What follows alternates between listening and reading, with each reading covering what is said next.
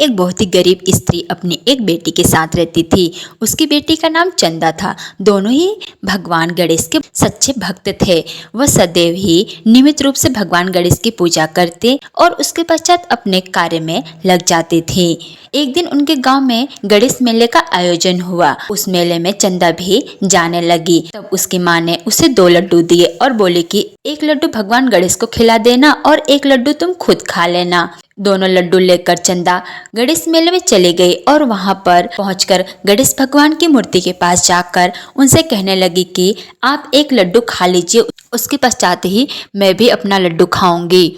परंतु थोड़े समय बीत गया, भगवान गणेश लड्डू नहीं खाए। यह देखकर चंदा चिंतित होने लगी कि आखिरकार भगवान गणेश यह लड्डू क्यों नहीं खा रहे हैं, कहीं वह मुझसे नाराज तो नहीं हो गए हैं। इस प्रकार से बहुत समय बीत गए, परंतु चंदा भगवान गणेश की मूर्ति के पास से नहीं हटी और वह सोचने लगी कि आखिरकार भगवान गणेश यह लड्डू क्यों नहीं खा रहे हैं। इस प्रकार से संध्या हो गई और सभी लोग अपने घर पे आ गए, परंतु चंदा भगवान गणेश की मूर्ति के पास ही बैठी रही और वह सोचने लगी कि जब तक भगवान गणेश की नाराजगी दूर नहीं हो जाती और वह यह लड्डू नहीं खा लेते हैं, मैं उनके पास से नहीं हटूंगी, क्योंकि माँ ने कहा है कि भगवान गणेश को यह लड्डू खिलाकर ही आना। संध्या हो जाने पर भी जब चंदा अपने घर पे नहीं लौटी तो उसकी माँ बहुत ही ज्यादा चिंतित हो गई और वह सोचने लगी कि आखिरकार चंदा अभी तक घर पे क्यों नहीं लौटी। यह सारी चीजें भगवान गणेश देख रहे थे और वह सोचने लगे कि यदि मैं जब तक लड्डू नहीं खाऊंगा तब तक चंदा अपने घर पे नहीं जाएगी और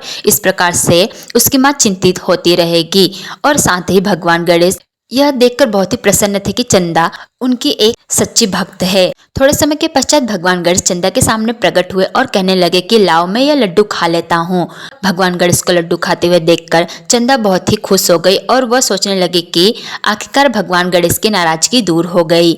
और उसके पश्चात भगवान गणेश ने चंदा से कहा कि मांगो, तुम क्या मांगती हो, मैं तुम्हारी भक्ति से प्रसन्न हूँ। तब चंदा अपने मन ही मन सोचने लगी कि मैं भगवान गणेश से क्या मांगू, अपने लिए कुछ मांगो कि हमारा घर अच्छा नहीं है, हम बहुत गरीब है, यह सब चीजें मांग लूं। परंतु उसने भगवान गणेश से कहा कि हे भगवान, मुझे कुछ भी नहीं चाहिए, आप मुझे बस घर पहुंचा दीजिए। भगवान गणेश चंदा को उसके घर पे पहुंचा दिए और उसके पश्चात वह बोले कि जो भी चीज तुमने अपने मन ही मन में सोचा है वह सारी चीजें तुम्हें मिल जाएंगी। आज से तुम्हारी गरीबी दूर हो जाएगी और तुम एक अच्छा जीवन व्यतीत करोगी।